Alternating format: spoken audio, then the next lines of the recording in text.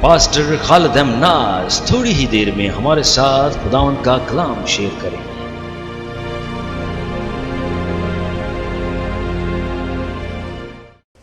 پہلا سلاطین 17 باب ہے اور اس کی 17، 22 اور 24۔ پہلے 17 باب کی 17 آیت پڑھیں گے۔ آئیے خدا کے کلام پر غور کریں۔ کلام خدا میں رقم ہے، آصف صاحب ہمارے لیے پڑھیں گے۔ ان باتوں کے بعد اس عورت کا بیٹا جو اس عورت کا بیٹا مالک تھی، جو اس گھر کی مالک تھی، بیمار پڑا اور اس کی بیماری ایسی سخت ہو گئی کہ اس میں دم باقی نہ رہا۔ 22 آیت پڑھیں۔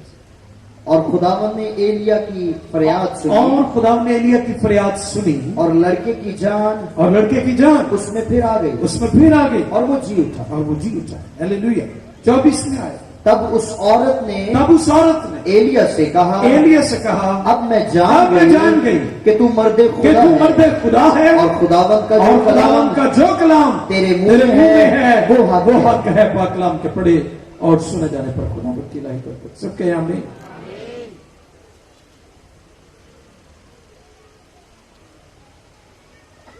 ہم سب جانتے ہیں ایلیا کی خدمت کے بارے میں، خاص طور پر کلام کے حصہ کے بارے میں، جہاں پر سارپت کی بیوہ کے گھر میں خدا نے معجزہ کیا تھا اپنے بندہ ایلیا کے وسیلہ سے۔ آپ سب کو پتا ہے، اور میں نے اکثر لوگوں کو دعا میں کہتے سنا ہے کہ جس طرح تو نے اس بیوہ کی تیل کی کپی پر اور آٹے کے، یہ ہماری دعا میں بہت زیادہ یہ کلام کا حصہ دہرایا جاتا ہے۔ کلام خدا فرماتا ہے 17 آیت میں، ان باتوں کے بعد اس عورت کا بیٹا جو اس گھر کی مالک تھی بیمار پڑا اور اس کی بیماری ایسی سخت ہوگی کہ اس میں دم باقی نہ رہا۔ اور میں اکثر یہ بات سکھاتا ہوں کہ مصیبت آزمائش کا آنا حیران کن نہیں، مصیبت اور آزمائش میں ہمارا گر جانا یہ بہت حیران کرتا ہے۔ مصیبت آئے گی، مشکلات آئیں گی، اور پچھلے دنوں میں نے یہ بات سکھائی تھی کہ بیماری صرف بے ایمانوں پر نہیں آتی۔ کئی دفعہ ہم سمجھتے ہیں کہ جو مصیبتیں ہیں، بیماریاں ہیں، مشکلات ہیں، آزمائشیں ہیں، وہ صرف بے ایمانوں پر آتی ہیں، گنہگاروں پر آتی ہیں۔ جی نہیں، اس میں ایماندار بھی گزرتے ہیں۔ ایوب نبی کی کتاب ہے، 7واں باب ہے، 5ویں آیت۔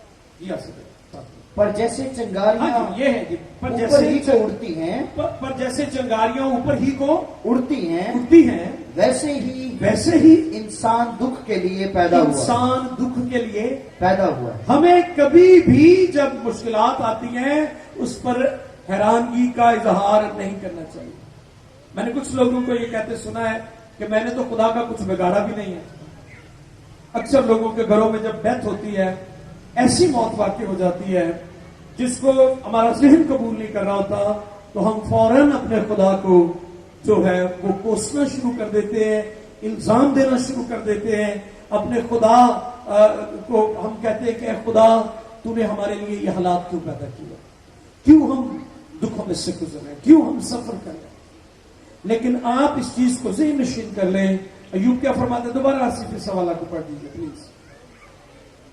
پر جیسے چنگاریاں اوپر ہی کو اڑتی ہیں، ویسے ہی انسان دکھ کے لیے پیدا ہوا ہے۔ اب بیوہ کے لیے یہ اچانک بیماری اور مصیبت جو تھی اس کے لیے حیران کن بھی تھی، پینفل بھی تھی، کیونکہ پورے ملک میں کال پڑا ہوا تھا، ہر طرف لوگ بھوک سے مر رہے تھے۔ اور اس نے شکر کیا تھا جب ایلیا اس کے گھر میں آیا، اور وہ شکر گزاری کر رہی ہوگی کہ اب کوئی مصیبت نہیں آئے گی، اب زندگی اچھی گزر جائے گی کیونکہ خدا نے معجزہ کر دیا۔ لیکن پھر ایک اور مصیبت اس پر آئی ہے، اور یہ اچانک آئی۔ اور جب آپ اچانک کسی مشکل، کسی پرابلم میں پھنس جاتے ہیں تو وہ آپ کو بہت حیران کرتی ہیں وہ چیزیں۔ اور ان سارے حالات میں آپ کا طرز عمل کیسا ہونا چاہیے، آپ کس طرح رسپونڈ کر دیں ان سارے حالات کو، اس کے بارے میں آج ہم سیکھیں گے۔ ایک چیز جو غور طلب ہے اور ہمیں سیکھنا ہے کہ ہماری زندگی میں جب بھی کوئی چیلنج آتا ہے، جب بھی کوئی مشکل آتی ہے، وہ بے مقصد نہیں ہوتی، اس کے پیچھے خدا کا مقصد ہوتا ہے۔ ٹھیک ہے، اس چیز کو کبھی نہ بھولیں۔ آئیے ذرا دیکھیں خطوط میں سے پہلا پطرس چوتھے باب کی 12ویں اور 13ویں آیت پڑھیں، پھر پہلا پطرس پہلے باب کی 17 آیت پڑھیں۔ جی آصف صاحب جی۔ اے پیارو، اے پیارو، جو مصیبت کی یاد تمہاری آزمائش کے لیے تم میں بھڑکی ہے، یہ سمجھ کر اس سے تعجب نہ کرو کہ یہ ایک انوکھی بات، کیونکہ ہم تعجب کرتے ہیں، ہم اسے انوکھا سمجھتے ہیں کہ ہمارے ساتھ یہ کیوں ہو رہا ہے، یا ہم اچانک اس مصیبت میں، اس بلا میں کیوں کر پھنس گئے۔ تو میرے عزیز، غور طلب چیز ہے۔ پھر آگے کہ یہ ایک انوکھی بات ہم پر واقع ہوئی ہے، انوکھی بات ہم پر واقع ہوئی ہے، بلکہ مسیح کے دکھوں میں جو شریک ہو خوشی کرو، تاکہ اس کے جلال کے ظہور کے وقت بھی نہایت خوش و خرم ہو۔ سو مصیبت یا جب آپ اسٹرگل کرتے ہیں تو پھر آپ یاد رکھیں اس کے پیچھے خدا کا مقصد ہے۔ اب اس ساری سچویشن میں جب آپ کسی مشکل کا سامنا کر رہے ہیں، آپ کا ایمان یا تو پاش ہو جائے گا، ٹھیک ہے، یا پھر آپ کا ایمان جو ہے وہ بہت زیادہ چمکے گا، ٹھیک ہے۔ بہت سارے لوگوں کو میں نے دیکھا ہے کہ وہ اس طرح کی سچویشن میں آ کر ان کا جو رد عمل ہوتا ہے وہ بڑا عجیب ہوتا ہے۔ آئیے ذرا دیکھیں بیوہ کا کیا رد عمل ہے۔ پہلے سلاطین 17 باب 18۔ سو وہ ایلیاس سے کہنے لگی، کیا کہنے لگی؟ اے مرد خدا، مجھے تجھ سے کیا کام؟ اب فوراً وہ عورت جو ہے، وہ بیوہ جو ہے، اس نے رسپونڈ کیا ایلیا کو۔ جب اس کی پہلی مصیبت ختم ہوئی، قحط کی مصیبت ختم ہوئی، معجزہ ہوا، اس کے فوراً بعد جب اس کا بیٹا بیمار ہوتا ہے تو بیوہ کا جو رد عمل ہے وہ ذرا سنیے کیا ہے۔ تو میرے پاس آیا ہے کہ میرے گناہ کو یاد دلائے، اور میرے بیٹے کو مار دے، اور میرے بیٹے وہ اب الزام دے رہی ہے، اور الزام کس کو دے رہی ہے؟ خدا کو بھی دے رہی ہے اور ایلیا کو بھی دے رہی ہے، اور ہم اکثر اپنی مشکلات کا الزام صرف خدا کو دیتے ہیں۔ اب ان سارے حالات میں خدا ہمارا ضمیر بیدار کرنا چاہتا ہے، اور اس بیوہ کا بھی بیچ میں کیا ہے، کیا تو میرے گناہ مجھے یاد جھنجھوڑا ہے، ضمیر کو جگایا گیا ہے، اور خدا ہمارے ضمیر کو جگانا چاہتا ہے۔ اور یہ بات ہے جو میں نے پہلے کہی ہے کہ ہماری زندگی میں جو مشکل یا پرابلم یا چیلنج یا بیماری آتی ہے، اس کے پیچھے خدا کا مقصد ہے۔ اب چونکہ ہمارا ضمیر سو چکا ہے کہاں پر غلط ہے، کہاں پر ٹھیک ہے، کہاں پر ہماری زندگی میں درستگی ہونے والی ہے، کہاں ہم مالی طور پر بددیانت ہے، کہاں ہم روحانی طور پر بددیانت ہے، کہاں پر ہماری زندگی میں کون سی خرابیاں ہیں، کبھی اس پر ہم نے غور نہیں کیا۔ لیکن جیسے ہی ہم کسی چیلنج میں سے گزرتے ہیں، کسی مشکل میں سے گزرتے ہیں، تو پھر ایک کام جو بہت خوبصورت اور زبردست ہوتا ہے وہ یہ ہوتا ہے کہ وہ ہمارے ضمیر کو جگاتا ہے، جھنجھوڑتا ہے، تلچھٹ ہوتی ہے۔ کیونکہ کلام لکھے آدمی کا ضمیر خداوند کا، اور اگر کسی کا ضمیر جاگ رہا ہے تو وہ زندہ ہے۔ مصرف کے بارے میں لکھا ہے، اس کے بیٹے نے کہا میرا یہ بیٹا جو مر گیا تھا اب زندہ ہوا ہے۔ وہ فزیکلی طور پر نہیں مرا تھا، اس کا ضمیر مر گیا تھا، اس کا شعور مر گیا تھا۔ وہ آوارہ لوگوں میں، وہ گنہگاروں میں، وہ شرابیوں میں، کبابیوں میں، اور طرح طرح کی جو عیاشی کرنے والے لوگ تھے ان میں وہ چلا گیا تھا، اس کا ضمیر مر گیا تھا۔ اور جب ضمیر جاگا تو پھر اس کے باپ نے کیا کہا، یہ میرا بیٹا مر گیا تھا اب زندہ ہوا ہے۔ تو میرے عزیز، بیوہ کا کیا رسپانس؟ اس نے کہا اے مرد خدا مجھے تجھ سے کیا کام؟ کیا کام؟ کیا تو میرے گناہ یاد کروانے کے لیے آیا کہ میں اپنے گناہوں کو یاد کروں؟ اب بیوہ کا یہ رد عمل ہے، رسپونڈ کیا بیوہ نے. یہ جو چیلنج اس کے گھر میں ہوا ہے کہ اس کا بیٹا مر گیا ہے، تو اس نے فوراً اسے کہا کہ کیا تو میرے گناہ یاد؟ مجھے تجھ سے کیا کہا؟ یہ بلا، یہ مصیبت جو آئی ہے تیری وجہ سے آئی ہے. تو نے اور تیرے خدا نے میرے بیٹے کو مارا ہے. وہ الزام دے رہی ہے، اور یہ الزام وہ لوگ دیتے ہیں جن کا ایمان جو ہے وہ آزمایا ہوا نہیں. اب چونکہ وہ مرد خدا تھا، مرد ایمان تھا اور مرد دعا بھی تھا. اور خدا یسوع مسیح نے بے اعتقادوں کے بارے میں کیا فرمایا؟ دیکھیے ذرا، متی رسول کی معرفت انجیل ہے 8ویں باب کی 26 میں. اس نے ان سے کہا اے کام میں تقا دو، ڈرتے کیوں ہو؟ تب اس نے اٹھ کر ہوا اور پانی کو ڈانٹا اور بڑا امن ہو گیا. یہ غور کریں کہ اب خداوند یسوع مسیح جب کشتی میں موجود تھے اور طوفان آیا اور لہریں اٹھی اور کشتی ڈوبنے لگی، تو پھر اس کے شاگرد واہ ویلا کرنے لگے، چلانے لگے، خوف زدہ ہو گئے، ڈر گئے، بیوہ کی طرح الزام دینے لگے کہ تجھے ہماری فکر نہیں ہے، ہم ہلاک ہوئے چاہتے ہیں. غور کیجیے. اسی طرح آج ہماری زندگی میں جب طوفان آتے ہیں اور جب ہم سارپت میں سے گزرتے ہیں اور جب ہماری آنکھوں کے سامنے ہمارے عزیز ہم سے بچھڑتے اور مصیبتوں اور تکالیف میں سے گزرتے ہیں، تو ہم کیسے رسپونڈ کرتے ہیں؟ ایلیا نے کیسے رسپونڈ کیا؟ 19 آیت. اس نے اس سے کہا، ہاں جی، ایلیا کیا کہتے ہیں؟ اس نے اس سے کہا اپنا بیٹا مجھ کو دے. ہلیلویا. اس نے کہا اپنا بیٹا مجھ کو دے. آج کے قادموں کے لیے بہت بڑا پیغام ہے ایلیا کا کردار، کہ آج کتنے بیٹے ہیں، کتنے خاندان ہیں جو تباہ و برباد ہو رہے ہیں، روحانی طور پر منشیات میں، نشے میں تباہی کی طرف جا رہے ہیں. آج پاسٹرز کو، لیڈرز کو چاہیے کہ وہ دعا کے لیے، شفاعت کے لیے خدا کے حضور رکھنا میں کھڑے ہو جائیں، تاکہ وہ بچے جو مر رہے ہیں ایلیا کی طرح کہا جائے کہ اپنے بیٹے کو مجھ کو دے دیں. ہلیلویا. اور اس نے کہا، یہ رسپونڈ ہے، اس نے کیا اس کو. جی آگے جی آسف.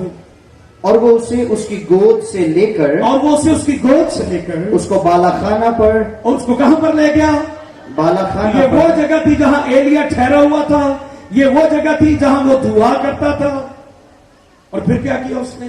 جہاں وہ رہتا تھا لے گیا، وہ لے گیا اور اسے اپنے پلنگ پر لٹایا. اور اس نے خداوند سے فریاد کی اور کہا اے خداوند میرے خدا، کیا تو نے اس بیوہ پر بھی جس کے ہاں میں ٹکا ہوا ہوں اس کے بیٹے کو مار ڈالنے سے بلا نازل کی. اور اس نے اپنے آپ کو 3 بار اس لڑکے پر پسار کر خداوند سے فریاد کی اور کہا اے خداوند میرے خدا، میں تیری منت کرتا ہوں کہ اس لڑکے کی جان اس میں پھر آ جائے. اور خداوند نے ایلیا کی فریاد سنی اور لڑکے کی جان اس میں پھر آ گئی. ہلیلویا. اور وہ جی اٹھا. بیوہ کا رد عمل کیا تھا؟ مجھے تجھ سے میرے گناہ یاد کروانے آیا ہے. اور ایلیا نے کہا اسے مجھے دے دے. میں ایمان رکھتا ہوں کہ خادموں کے اندر زندگی ہے. ہلیلویا. اس نے اس کے اوپر اپنا بدن پسارا ہے اور اس کے منہ پر منہ رکھا ہے. اور وہ زندگی جو ایلیا کے اندر خدا کی پیغام کی وسیلہ سے تھی، اس بچے کے بدن میں گئی ہے اور وہ جی اٹھا ہے. اور پھر اس کا رزلٹ کیا ہوا ہے؟ اس کا نتیجہ کیا نکلا ہے؟ 24 میں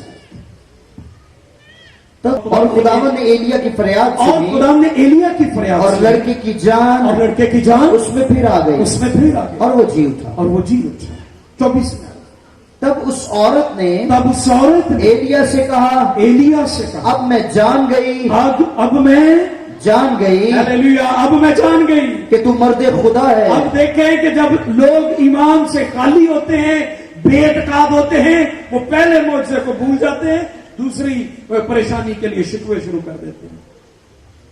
اب کیا کہہ رہی ہے بیوہ؟ اب میں جان گئی. پہلے کتنے سی بیوہ جدو انہیں کپی نو برکت دیتی سی اور بٹکے نو برکت دیتی سی، تب بیوہ کو پتہ نہیں چلا تھا. یہ کیوں ہوا ہے؟ کیونکہ وہ ایمان سے خالی تھی، بے اعتقادی تھی اس کے اندر. جیسے خدا نے شاگردوں کو جھڑکایا، کیا کہا خدا نے؟ اے کام اعتقاد ہو، تم کیوں ڈرتے ہو، تم کیوں خوفزدہ ہوتے ہو؟ اور آج ہماری زندگی میں چیلنج ہے، مشکلات ہیں، ہم ڈرے ہوئے ہیں، سہمے ہوئے ہیں، اور ہم خدا کو الزام دے رہے ہیں. بیوہ ایلیا خدا کو الزام دے رہی تھی، اور پھر کیا کہنے لگی؟ اب میں جان گئی ہلیلویا کہ تم مرد خدا ہے، اور خداوند کا جو کلام تیرے منہ میں ہے وہ حق ہے. ہلیلویا. پھر خادموں کی گواہی اور ان کا پیغام بھی لوگ قبول کرتے ہیں جب خدا ان کی قدرت سے معجزے ہوتے ہیں. ہلیلویا. اس لیے بہت ضروری ہے کہ چرچ میں، کلیسیا میں خدا کے معجزے ہیں. معجزے جہاں خدا کی خدائی کا ثبوت ہے، وہاں خدا کے خادموں کی بلاہٹ اور خدمت کا بھی ثبوت ہے کہ خدا کے یہ خادم ہیں، بلائے ہوئے ہیں. داؤد اس کے بارے میں کیا کہتے ہیں؟ زبور 119 اور اس کی 75 آیت 75 ورس. اے خداوند میں تیرے احکام کی صداقت کو جانتا ہوں، اور یہ کہ وفاداری ہی سے تو نے مجھے دکھ میں ڈالا. بے وفائی سے نہیں ڈالا. اب کچھ لوگ سمجھتے ہیں کہ مصیبت بندے تے آئی ہے، یقیناً گنہگار ہے. یہ زندگی جو پاپ نے کھوٹا بےمان ٹھاگا تادے مصیبت سے ہم فوراً عدالت شروع کر دیتے ہیں. مثال کے طور پر جب کلام فرماتا ہے کہ الشبا کا شوہر جو ہے وہ جاتا ہے ذکری کاہن ہیکل میں، تو جب اندر جاتا ہے تو کیا ہوتا ہے؟ خدا اس سے کلام کرتا ہے کہ میں تجھے، اور پھر کیا ہوتا ہے؟ کیونکہ اس کی عمر زیادہ ہو چکی تھی، وہ حیران ہوتا ہے کہ یہ کیسے ممکن ہے. اور پھر جب باہر آتا، خدا نے اسے کہا کہ چونکہ تم نے میرا یقین نہیں کیا، لہذا جب تک وہ بچہ پیدا نہ ہو جائے تو بولے گا. اور جب وہ واپس باہر آتا ہے تو پھر کیا ہو گیا؟ گنگا ہو گیا. تو کلیسیا باہر کھڑی سی جماعت، کاہن اندروں ہو کے آیا، تو جدو گیا سی وہ تو گلاں کرن دیا سی، جدو واپس آیا گنگا ہو گیا. تو اتنے کھڑے ہونے نے بہت سارے فریسی بھی، یقیناً انہوں نے دل زیادہ چلتا کھادا کی زبان بند ہو گئی. ہماری طبیعت میں یہ بات شامل ہے کہ کسی پر کوئی مصیبت آ جائے، کوئی پرابلم آ جائے، کوئی چیلنج آ جائے تو ہم فوراً کہتے ہیں بے ایمان، یہ ٹھاگی، یہ چوری، یہ اس لیے مصیبت. نہیں. داؤد انکشاف کرتا ہے کہ یہ مصیبت جو ہے یہ وفاداری کی وجہ سے ہے، کیونکہ خدا ہمارے ایمان کو روز مشکلات اور چیلنج میں سے گزارتا ہے تاکہ وہ کندن کی مانند ہوتا جائے. ہلیلویا. کندن کی مانند ہوتا جائے. آئیے ذرا دیکھیں رومیو 4 باب کے 20 میں.